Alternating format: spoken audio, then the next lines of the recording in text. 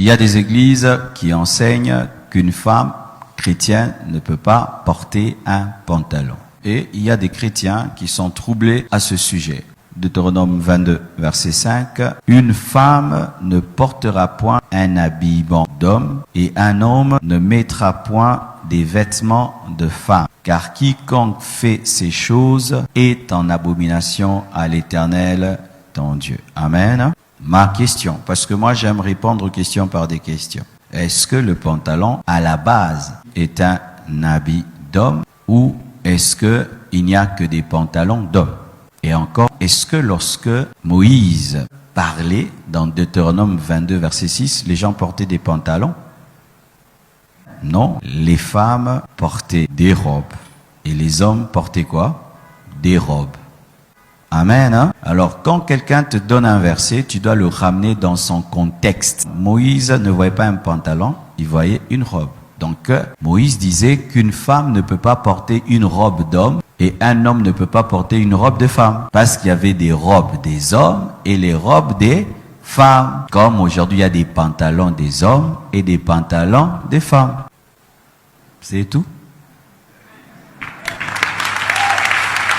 Ah. Ça, c'est encore une autre chose dans la Bible qu'il faut comprendre.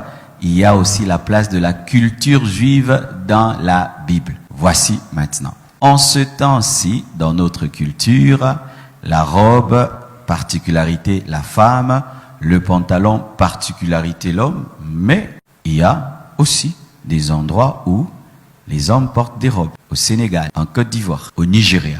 Tu vas dire qu'ils pêchent? Ils pêchent pas. C'est leur culture. Et même moi aujourd'hui, je commence à porter des bazins tous les jours. J'ai péché. Jésus lui-même portait un pantalon.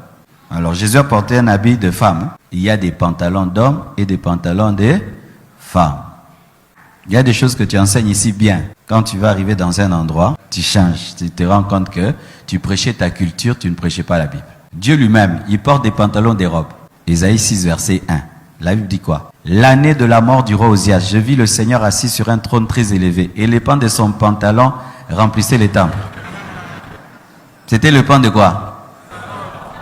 La femme à la perte de savait toucher les pantalons de Jésus, la robe de Jésus.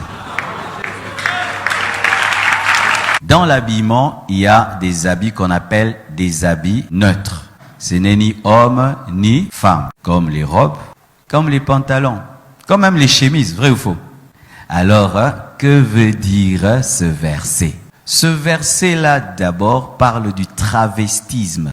C'est-à-dire des hommes qui veulent être des femmes qui veulent être des hommes. C'est ça la pensée profonde de ce verset. Ce n'est pas dans l'extérieur. Parce qu'une femme peut porter cette veste. Vrai ou faux? Donc ma soeur, un jour, tu achètes cette veste, là, tu la portes, et puis tu as péché.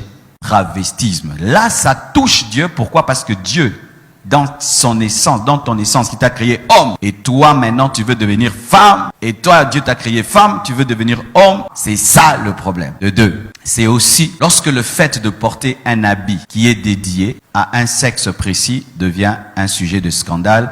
Imaginez, je viens aujourd'hui en talons, et puis en pagne, là quand même, vous voyez, là j'ai exagéré. Mais vous savez que dans certains endroits aussi les hommes portent des pagnes, les Japonais. Oh, les Japonais, les hommes portent un pagne et puis mettent un truc au-dessus, non? Est-ce que là-bas c'est un problème? Ce n'est pas un problème parce que dans leur culture, ça ne dérange pas. Donc il y a des versets qui sont culturels. Lorsque tu t'habilles, il ne faut pas frustrer ta culture. Sachez même, pour la jupe. Vous savez qu'au départ, même la jupe, c'était pas l'habit des femmes. La jupe, c'était l'habit des militaires et l'habit des sportifs. Regardez même les films quand on parle d'Athènes, les gens qui courent, ils avaient des jupes.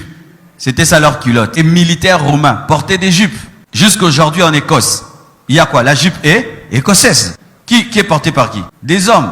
Les princes d'Angleterre, des fois ils portent une jupe quand il veut être dans son habit traditionnel. Ils appellent ça kilt, hein? Un truc comme ça. Et en Écosse, un homme qui porte une jupe, il n'y a pas de problème. C'est leur culture. Donc, qu'est-ce que je conseille en matière de pantalons aux femmes? Ne portez pas des pantalons qui vous serrent. Parce que ça devient de l'indécence. Ce n'est pas le problème du pantalon, mais c'est le problème que ça te sert. 1 Timothée 2, verset 9, la Bible dit « Je veux aussi que les femmes, vêtues d'une manière décente, avec pudeur et modestie, ne se parle ni de tresse, ni d'or, ni de perles, ni d'habits somptueux. La pensée de Dieu, c'est la décence. Quand ton pantalon est décent et il est pudique, il n'y a pas de problème. Mais aussi, si tu n'as pas besoin d'en porter, tu te contentes des pagnes, des robes et des jupes, tant mieux, continue ainsi. Tout ce qui se fait sans conviction est un péché. Il y a d'autres choses, tu sens que ce genre d'habit ne passe pas. Comme il y a des femmes, elles ne portent jamais de jupes, elles portent que des robes. D'autres femmes qui portent que des pagnes. Alors maman, continue ainsi. Mais je ne veux pas te dire sur base que c'est un péché que tu portes un pantalon, mais ça c'est ta conviction, la manière dont Dieu te dirige et te conduit. Amen. Hein? Deuxième.